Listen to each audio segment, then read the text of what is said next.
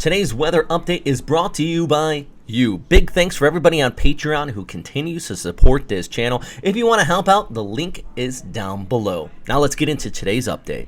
Here on our Monday evening, the 13th of November 2023, we do have our latest warning from Pagasa on the tropical depression around Yap and Palau. This area still remains somewhat disorganized, but it is expected to intensify, possibly into a tropical storm, with the current forecast from Pagasa expecting a potential typhoon as it nears landfall. I'm meteorologist Robert Spetta. Let's break down our update out here today on this storm system. Now, it is not named yet. It still isn't in the Philippine area of responsibility, so they haven't given that Kabayan nomenclature, which the local name there. And also, it's not quite a tropical storm, which will be called Jelawat by the Japan Meteorological Agency. At this time, yeah, this is it. I mean, not the most organized area, to be quite honest with you, but I do see reports out of Yap and Palau. There is that counterclockwise rotation out here, some thunderstorms as well. So for our friends there on those islands, I know the warnings from the National Weather Service have been indicating you're probably going to be seeing convection here in the next few days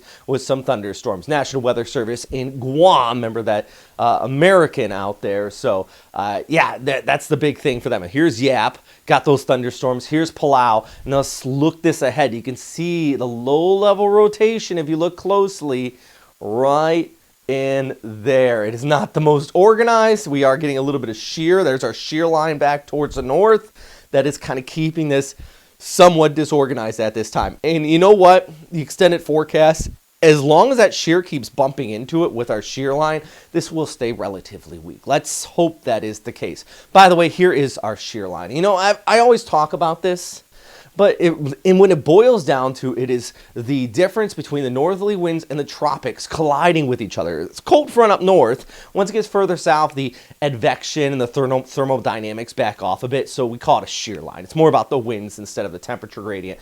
But that temperature gradient those winds, that wind shear does create thunderstorms, which we have been seeing in southern Luzon today, parts of Visayas, along that shear line, as expected.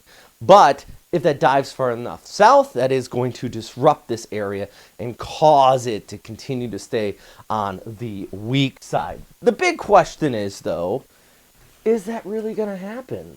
I mean, yeah, at this point, if it stays far enough south, it really could maintain that stronger strength. And this is the official forecast from Pagasa. A tropical depression becoming a storm as it continues to slowly drift west. I mean, this is Thursday into Friday. It's still east of Mindanao.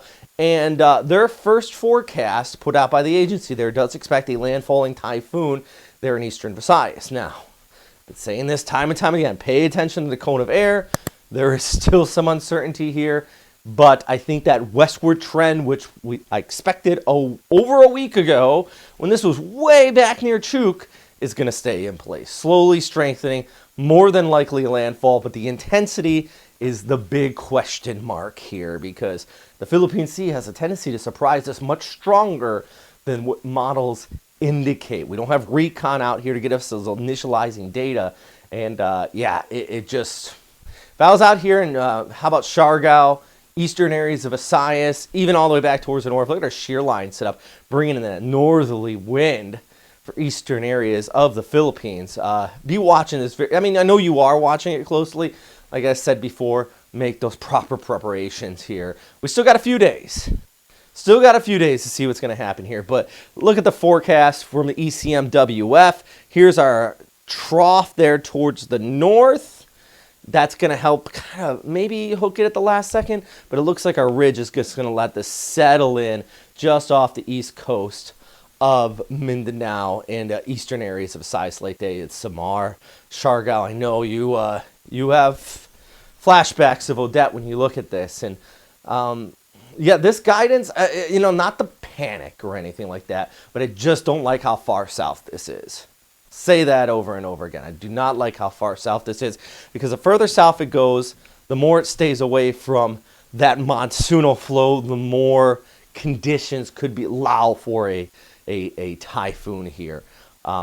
But at least at this time, it is still disorganized, guys. I have to say, it has to organize a little bit more before it really start to show true concerns at this point. But look at this, coming over Yap and Palau, bringing some, gale force conditions out there as it slowly strengthens, especially in Palau.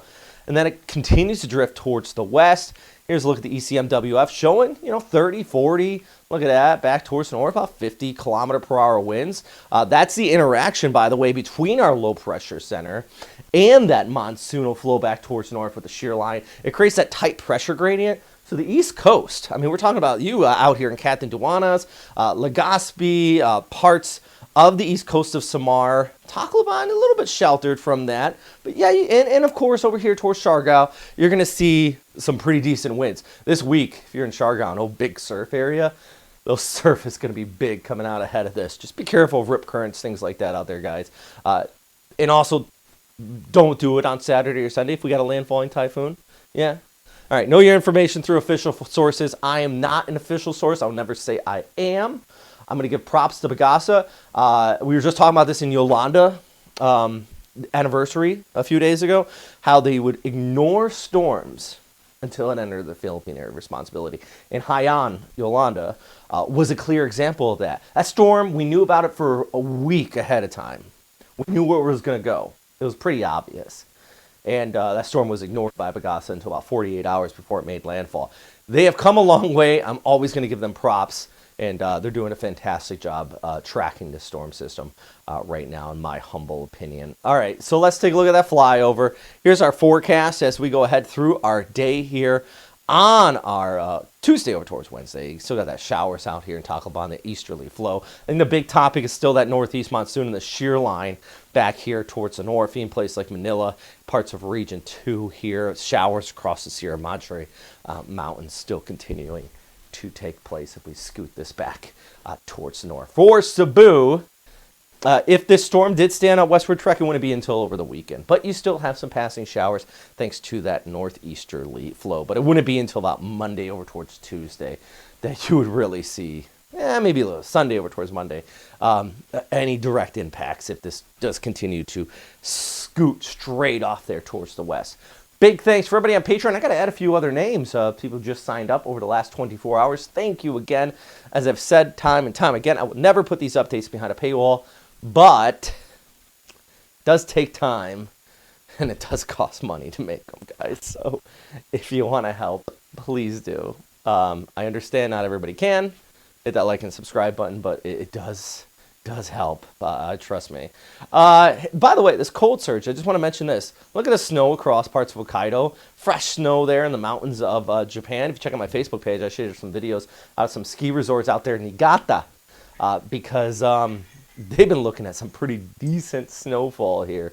All thanks to the cold surge, which is leading into the shear line, which is leading into our tropical system. It's all connected. And there's another one right there that helps pushes this down towards the south. So boy, a lot going on out here in the dynamics, and I like to break all this down for you so you at home have an idea instead of just sitting here and going, ooh, look at this model on windy.tv. This is pretty cool. This is what's going to happen. No. Somebody actually asked me this question, and I'll answer it in the comments, and they said, Robert, what do you do first? Do you look at the models, or do you make your own forecast and look at the models? Kind of combination of both, but first thing I always do is look at satellite, look at what's happening right now. Then I'll kind of analyze myself, use some of the model guidance, and then I check the official agencies to see what they're saying. Because it gives me kind of an idea of what's going on. Then I always rely on the official guys because they got a whole team of stuff going on there with these storm systems. But I like to know what's happening out there first, so I can explain it to you guys at home, and then we can get a good idea of what's happening. By the way, here's a look at what's happening out in Tacloban over the next 24 hours. A little bit of increasing winds out there. And how about why not into Baguio? I don't know why I have these graphics lined up this way, but hey, we give you some love up there in Luzon as well. Thanks for watching, guys. If you like these graphics, check out Weatherscape XT. And as always, stay safe out there. Bye.